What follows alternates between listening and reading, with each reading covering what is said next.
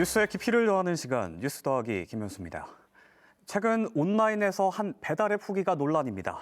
짬뽕을 배달시킨 한 이용자, 배달앱 요청 사항에 홍합을 빼달라고 적었는데 요청대로 되지 않은 것처럼 보입니다.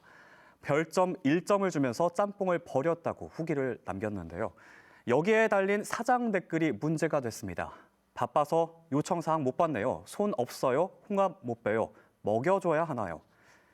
이를 본 누리꾼들은 사장님 대처가 실망스럽고 미흡하다. 만약에 홍합 알레르기가 있는 사람이라면 홍합이 우러난 국물 자체를 먹지 못한다. 이런 반응을 보였습니다. 앞선 사례와 같이 자영업자의 대응이 문제인 경우도 있지만 소비자들의 후기, 이른바 별점 테러가 문제가 될 때도 많습니다. 공깃밥에 공기가 없다며 별점 1점. 배달앱 알림 때문에 게임에서 죽었다고 1점.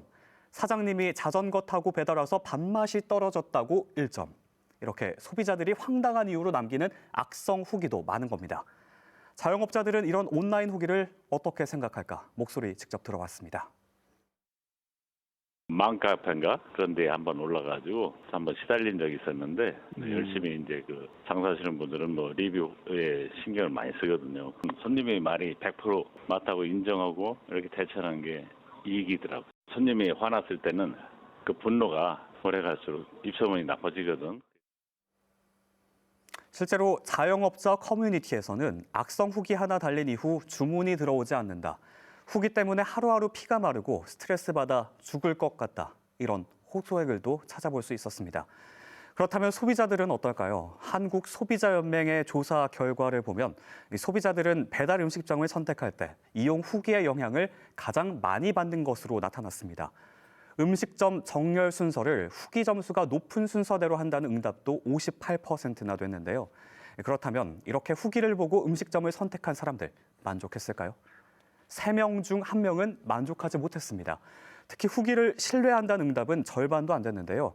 서비스 같은 대가를 조건으로 후기 작성 이벤트를 하는 음식점이 많고 이런 후기는 신뢰가 떨어진다는 겁니다.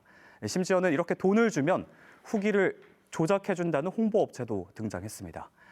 이렇게 넘쳐나는 배달앱 후기 문제, 대책은 없는 걸까요? 미국 에어비앤비 같은 경우에는 공급자와 소비자 상호 평가를 하게 돼 있습니다. 그래서 이것도 좋은 방안 중에 하나라고 볼 수가 있고요.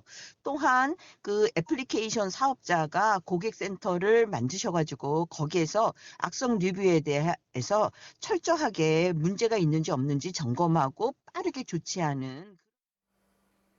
논란이 지속되면서 배달 앱들도 변화가 있었습니다. 요기요는 인공지능 AI가 허위 후기를 판단한 뒤 자동 비공개 처리, 전담 부서에서 다시 한번 직접 검수 과정을 거칩니다. 쿠팡이츠는 악의적 후기를 차단하고 작성자를 이용 제한하고요. 배달의 민족은 배달과 음식에 대한 후기를 분리하고 소비자별로 남긴 후기와 평가 점수 이력을 공개했는데요.